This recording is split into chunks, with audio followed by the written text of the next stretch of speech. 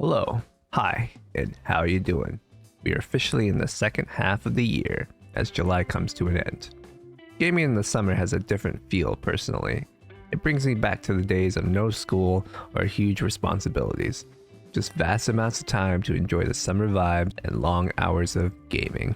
Of course, this is different today with the mountain of responsibilities that come from just day-to-day tasks.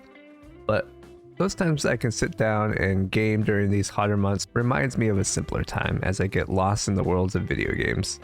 This month begins the few weeks of no new releases I feel like I have to play on day one. So we can now chip away at some of the games I've been holding in my backlog. What does July have in store? Let's dive right in.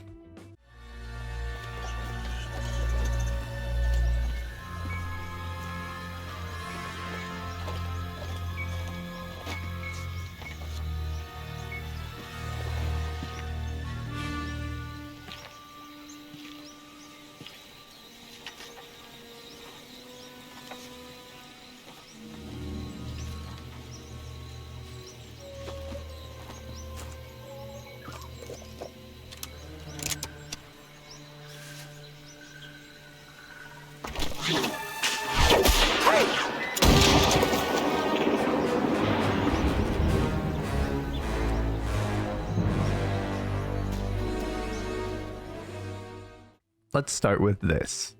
I love Indiana Jones. I've watched the original trilogy numerous times and enjoyed every watch through.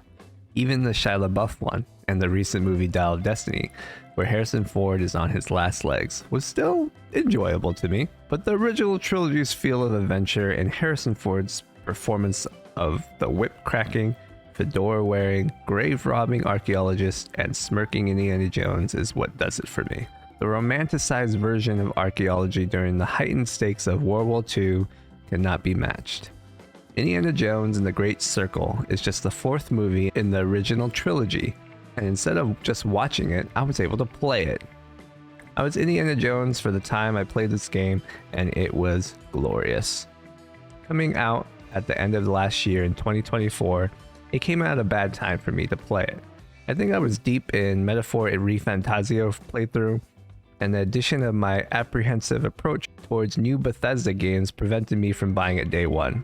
But Indiana Jones and the Great Circle is a dream come true, and I want to talk about it. If you even remotely like Indy and his adventures, go play this. Spoiler warning, let's dive into the adventure I went on as the world-famed archaeologist himself.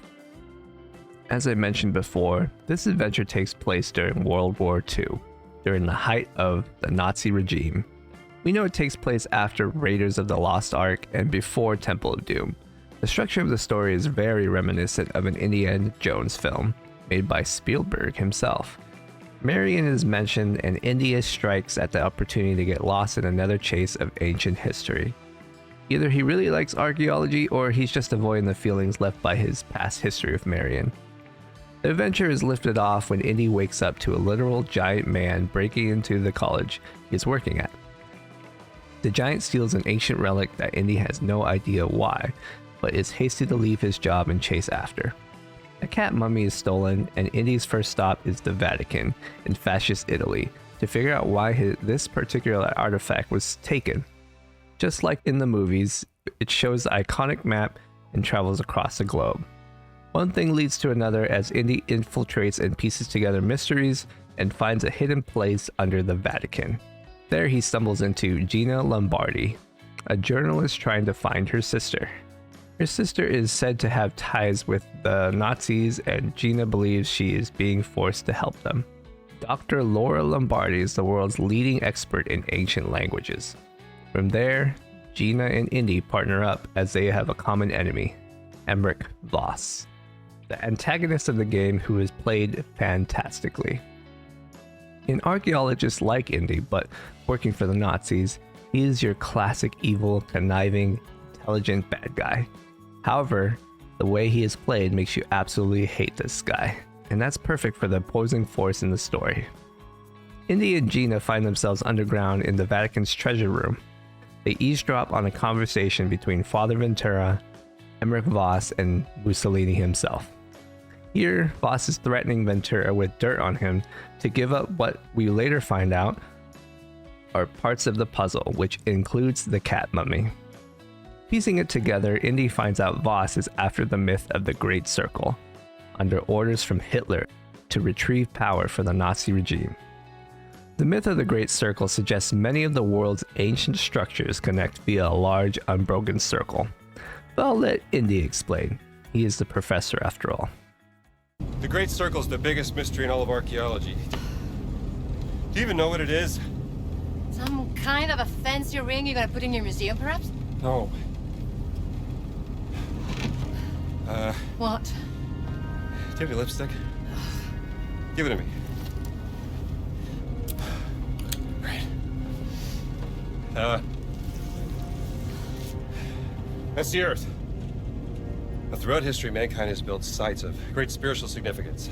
Siwa, Giza, Persepolis, Mohenjo-Daro, Sukhothai, Nazca, Machu Picchu. Now, here's the strange part. If you were to draw a line through these ancient sites around the globe, you get a perfectly aligned circle. The Great Circle. Exactly. Sounds like a coincidence to me. Maybe you're right. Maybe it's just a fluke. Or maybe Voss found something that connects these stone relics to the Great Circle. Nazis don't care about history, Dr. Jones. They only care about power. Legend says that the Great Circle does have some power, something about its geometry, a deeper force that connects these sites. Yeah, but that's superstition. And I don't believe in superstition. Neither do I. But if Voss thinks those stone relics can help the Reich, then we have to find them before he does. No, you have to find them. I have to find my sister. From here, we are chasing Voss and trying to get the puzzle pieces before he does. But every time we are foiled, and Voss takes them after we retrieve them. The giant that originally took the cat mummy is very much involved as well. He's part of the ancient order of giants called the Nephilim, who were tasked with protecting the power of the Great Circle from falling into the wrong hands. The giant, Indy, and Voss are consistently up in arms to get the pieces and figure it out. Gina is just involved to find her sister, and eventually finds out in a later part in the game where it starts to get crazy. They get a lead on the next piece being in the Himalayas, where Indy and Gina come across a giant Nazi battleship just sitting on top of the mountains. This is an insane sight to behold, and this is when the story takes some wild turns. He finds Gina's sister frozen to death after a supposed mishap in the experiment she was obsessed with. Gina comes to a conflict of wondering if her sister was forced or did she help the Nazis with her own free will. Here Indy finds a piece that, when spoken the ancient language around, transports them 100 miles away to Shanghai, China. I'm loving this as we are plopped right in the middle of the war zone, as this is during the time the Japanese are bombing Shanghai. It's crazy, took me by surprise, and very fun to experience. Shooting their way out on a Chinese fighter plane, Indy and Gina head to Sukhothai for the next piece. Getting help from local resistance to the Nazis, Indy and Gina find it in an ancient temple where there's also a giant snake. Great moments in here, as Indy's greatest fear are snakes. We butt heads with the giant again for the piece, but then Voss shows up trying to kill them both. In the chaos, Gina's taken prisoner by Voss. Here on out, Indy and the giant team up and follow him into Iraq. The giant tells Indy to get in, get the girl, and then get out.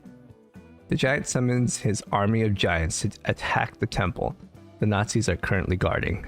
Throughout the whole adventure, Indy has grown real fond of Gina and is ultimately scared of losing her. So when he finds her and frees her, here you can see Indy in a light of fear, which is very uncharacteristic for him. Gina snaps him out of it by saying, We gotta get out of here. We can't just leave now. We have to go after Voss.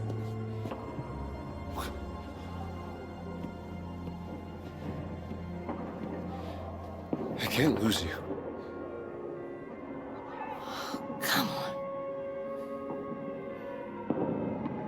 Don't you want to know what this is all about?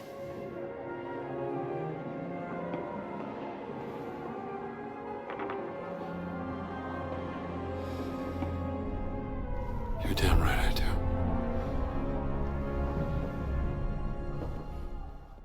There he is. Gina and Indy find Voss, but Voss is ultimately able to get under Gina's vengeful skin by goading her out and getting the stones from her. This leads to the last epic moments of the game. I think they do well to involve the player in time to just sit back and watch.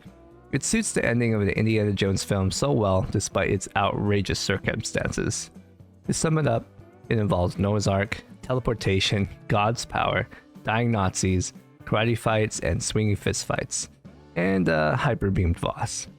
Every step of the way though, the story I was intrigued, invested, and entertained. And here's where I will mention the voice acting of Indiana Jones. Troy Baker, you talented, beautiful human, did so well in portraying and voicing Indy that it felt like Harrison Ford himself was right there with me. Without this, I don't think it would have worked as well, but they had Troy and it made the experience top notch. I didn't follow the marketing of this game too much before it came out, so I was unsure what the gameplay would be like. However, not surprisingly, it was a first-person adventure game. I thought the game would be very railroaded, but Bethesda shines through a lot within how the game plays. In between big story beat areas open up for exploration, treasure fighting, puzzle solving, sneaking around and infiltrating Nazi camps, and I greatly appreciated this because it allowed me to play and be Indiana Jones at my own pace. Whole side missions and puzzles were a lot more expensive than I initially thought, which was a pleasant surprise. There are numerous collectibles like medicine balls to gather and raise your stamina and health bars. And throughout the whole game, there are ancient artifacts to collect in each area to then use to solve a puzzle at the end of the game, which I will definitely revisit to solve that. For dealing with fascists, you can sneak around and slowly take out camps and patrols, Solid Snake style. Everywhere, there are different weapons that you can use in combat like wrenches, brooms, plunges, and my favorite, a guitar. Combat took a little to get used to using my fists. Once I realized the rhythm with blocking and punching and dodging, I began to enjoy it. The use of Indy's whip in combat is so fun, and traversing the environment is very cool too. You can eat bread and fruit to bolster your health and stamina bars for better resource management. What was a nice touch was that in each area, the bread and fruits were each culturally themed after the place I was in. I also was equipped with a pistol. I didn't use it too much because if you shot it off, all the Nazis in the area would be alerted and then you would have to either fight off the whole army or run and hide. Indy has a journal where he keeps all the notes and clues he picks up throughout the adventure, and the maps he has as well. The maps will direct and tell you where to go for missions, which is a nice quality of life. Also, when going down, there's a perk where Indy will fall over, but you can pick up his hat to get a revive. It's stuff like that that makes the game feel like the people who worked on it loved the original source material. Overall, gameplay is super fun, and I enjoy Indy's commentary throughout the game with all the situations he goes through. Indiana Jones and the Great Circle looks fantastic. After a little tweaking in the settings, I was able to get it to run smoothly at 1440p. From the foliage and the lighting down to the creases in Indiana's leather jacket, the details and environments are top notch. This contributed well to the immersion element in playing the game. When looking at the marketing of the game, where the decision was to make it first person, I was a little disappointed. But upon playing, I now realize it was definitely the right decision. Being Indiana Jones is surreal to me personally as a fan of the character. The art style is reminiscent of the original movies and stays true to the time period. All the visual elements of the game enhance immersion and entertaining gameplay. The original soundtrack is modern, but just sounds like it would be in the original movies. Inspired by John Williams as a bassist, the original soundtrack benefits well. This even more so made me feel like I was in the Indiana Jones film franchise. Even the sound effects sounded like they were from the film.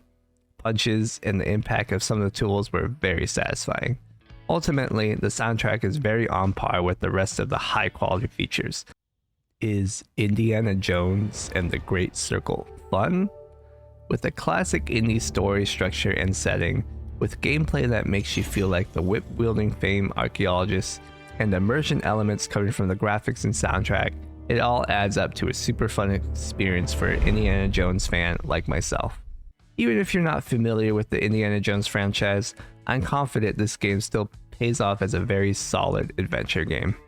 I want to thank everyone involved in making this one, as it feels like it was made for me. Kudos to Machine Games and their choice to collaborate with LucasArts to make one hell of a video game. Alright, let's talk about the other games I've been playing this month. I've played a little of this one, but my wife encouraged me to play it with her. From a banging soundtrack and thrilling and satisfying gameplay, Haste is a great experience. A roguelike where runs are quick and different, but there's a storyline to follow. Hitting those perfects and flying across the map is such a thrilling ride. This being co-op is a big plus too, as it's very fun to run around with others. A great game to pick up quickly and have the ability to put down in small gameplay spurts. I've been wanting to play Legends and Runeterra for a while, but more specifically, the Path of Champions game mode. This is a roguelike where you can use champion decks and level them up to enhance their cards and passive abilities. The levels are all themed to places throughout Runeterra. As a fan of League of Legends lore, this is right up my alley. As far as I can tell, you can unlock all the champions decks just by playing. It's so cool to see all the champions that I've grown to know throughout the years in card form. This is kind of what I wanted Hearthstone to be in the past. Not too huge of a fan of the PvP side of things, but the PvE gameplay is very fun, and I look forward to unlocking more champions and gaining more access to the map of Runeterra. Need to play more of this, but so far the game is quite satisfying to experience. My wife and I are playing this one together, so we pass the controller around. We haven't gotten very far, but I can definitely see how the game can get all the praise it has been getting. You can't get very far before smashing everything in sight, which is fun, but I look forward to seeing more of the game and gathering more bananas. Alright, my plans for August this coming month. As of right now, I have started my playthrough of Cyberpunk 2077. I've been meaning to try this game and was tempted to play it when it came out back in 2020. But I saw the slam of negative reviews it got and saw some of the gameplay and was immediately turned off.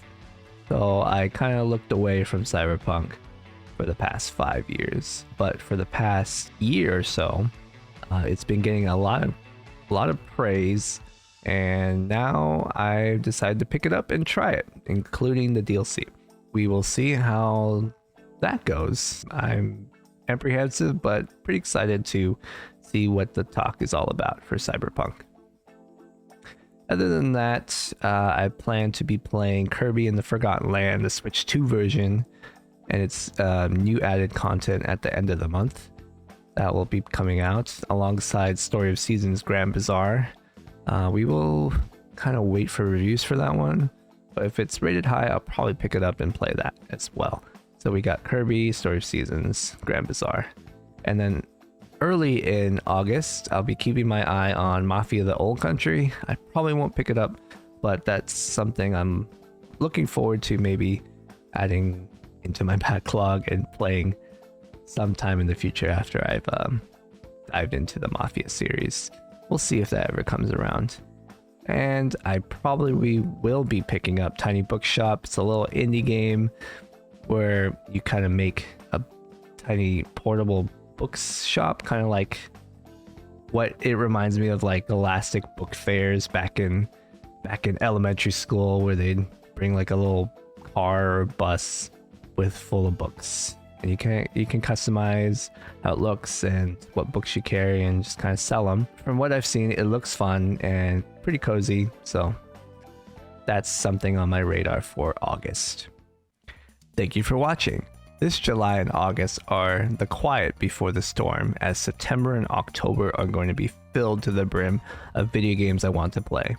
We will have to make some hard decisions on deciding which ones we will play and which ones we will reluctantly have to place in the backlog. Nevertheless, July was a great time, and I look forward to the future of great experiences to be had. I would also greatly appreciate any feedback for the next video, as I'm always looking to improve. Remember to subscribe and leave a like and comment. It is greatly appreciated. Summer is unfortunately coming to an end, but I will look back fondly on the games I was able to play. Thank you, and hope to see you again in the next one.